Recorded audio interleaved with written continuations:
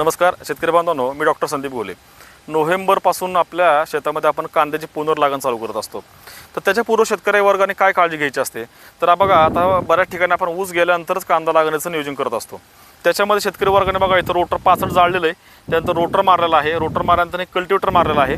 आता कल्टिवेटर मारल्यानंतर सगळ्या शेतामध्ये खोडक्या ज्या पडतात, आता तुम्हाला दिसते असेल ह्या खोडक्या प्रथम वेचून घ्यायच्या। कशामुळं तर खोडकी शेतामध्ये राहिल्यावरती त्याच्यावरती बुरशी वाढते आणि जसं आपण कांद्याची लागण करत असतो त्या कांद्याची लागण केल्यावरती कांद्याच्या मुळ्यांना हा बुरशीचा प्रादुर्भाव जास्त प्रमाणात झाला, कांद्याची मर चालू होते। त्याच्यामुळे मोजुरा साह्याने ह्या सर्व ज्या खोडक्या आपल्याला दिसत आहेत किंवा कुठं कुठं आपल्या पाचडेचं असेल हे सगळं गोळा करून आपण ते जाळून टाकायचं।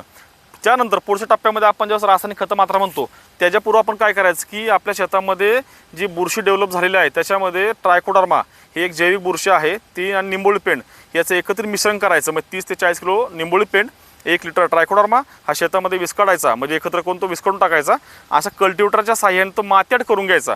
म्हणजे आपण बऱ्याचशा काय म्हणतो की ट्रायकोडर्मा टाकल्यानंतर आपण वाफेवर काढतो, तसं न करता हे सगळं एकत्रित मिश्रण टाकल्यानंतर कल्टिवेटर साह्याने हे मात्यात करून घ्यायचं, जेणेकरून ट्रायकोडर्माचा काउंट हा शेतामध्ये असा वाढत राहतो। धन्यवाद।